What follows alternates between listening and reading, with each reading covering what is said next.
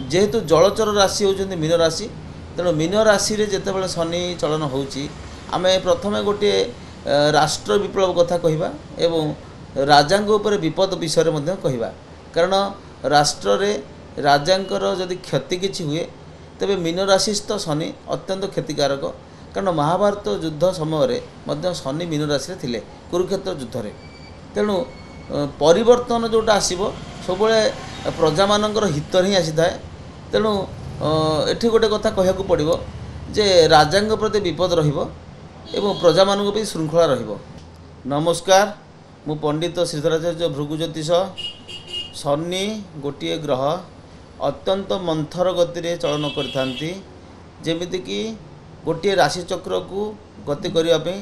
तांको 30 वर्ष समय लागे। शनि जेतेबेले चलन करती अन्य ग्रह मानकु नियंत्रण करिबारे तांको कक्षपथरे से सक्षम होइतांती कारण अत्यंत बलवान उद्यमान ग्रह शनि जे कि टेक्नोलोजी को अधिक परिमाण में प्रभावित करथांती। शनि जेतेबेले चलन हुए प्रथमे सुशासन जमी गुड गवर्नेंस कथा कहवा समाज रे एटा आसी थाए जदि कौनसी समाज रे समस्या थाए ताको समाधान करिवारे सक्षम हेबा पई कि शनिकर चलन अत्यंत आवश्यक पड़ी थाए तेणु शनि ग्रह को डरिबा अपेक्षा अधिक परिमाण तांका आशीर्वाद नेबा पई जन समाज रे चेष्टा करबा उचित। भृगु ज्योतिष अनुसार जदि समाज रे गोटे परिवर्तन दरकार तेज शनिकर उपस्थित एकांत काम्य जेमिति कि आपणकर कौनसी अत्याचारी शासक मानकर उपद्रव थाए जेमिति चर्चिल जमी तांकर शासन काल रे तांकर अंत होइतिला ठीक से समय शनि चलन होइतिला जेते द्वितीय विश्वयुद्ध थिला से समय शनि चलन थिला जेमिति कि आपणकर वाजपेयी गवर्नमेंट 13 दिनिया गवर्नमेंट जो समय आसीथिले ठीक एबेठु 30 वर्ष तले से समय शनि चलन होइतिला तेणु तांको से समय तांको सरकार भग्न होइतिला किंतु गोटे भल सरकार स्थिर सरकार आसीथिला तेणु समाज रे गोटे स्थिरता आनिबा पे हेले शनिकर आवश्यक उपस्थिति ज्योतिष शास्त्र रे ग्रहण करा जाए। एवं जदि नेगेटिव देखिबा तेबे जेहेतु जलचर राशि होउछन्ति मीन राशि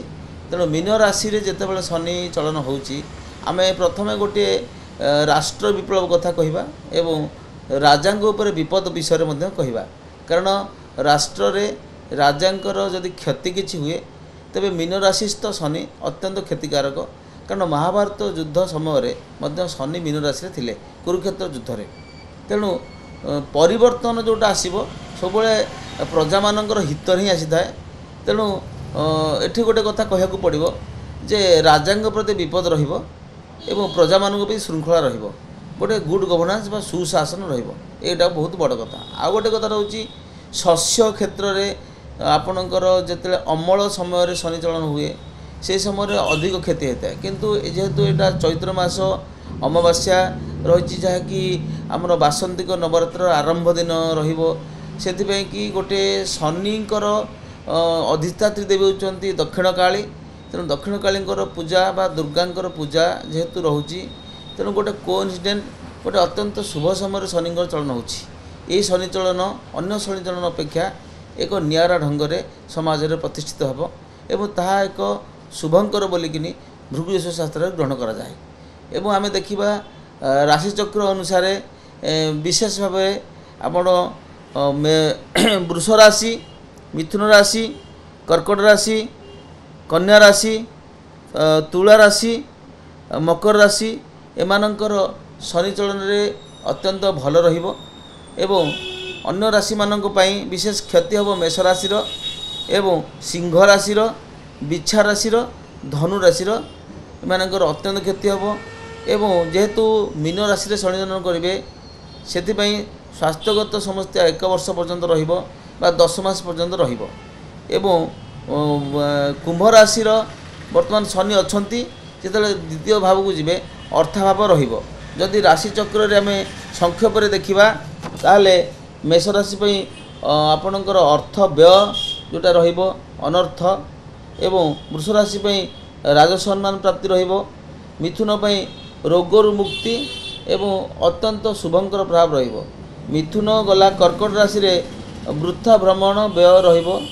एवं सिंह राशि रे आपणकर रोगरु मुक्ति बा आपणकर गोटे स्थिरता जीवन में आसवाई हेले सिंह राशि में अत्यंत मुक्तिप्रद भल रहिबो। कन्या राशि रे आपणकर अनर्थ बा व्ययभाव अधिक रहिबो एवं हेउथिबा काम जो पद्म घुंची घुंची जाउची जो प्रकार विलंब रे कार्यसिद्धि रहिबो। तुला राशि पे अर्थ लाभ मात्र शत्रु वृद्धि रहिबो कारण तुला राशि रे आपणकर षष्ठस्थ शनि रहिबे एवं पंचम शनि जिते रहिबे बिछा राशि पे कार्य सिद्धि किंतु प्रति कार्य रे बाधा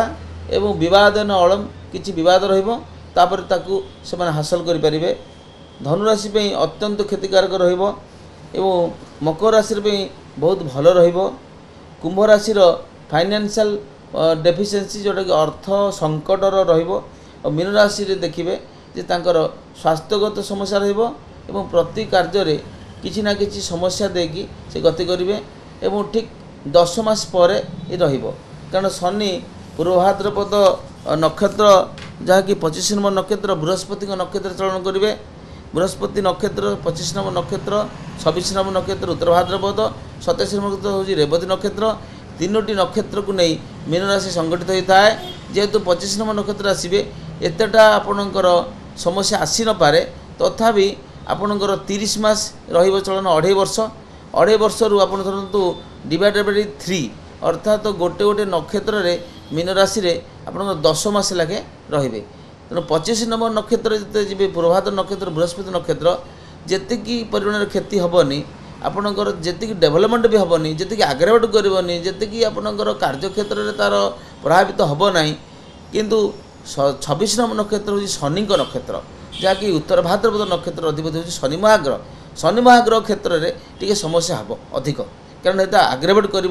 से समय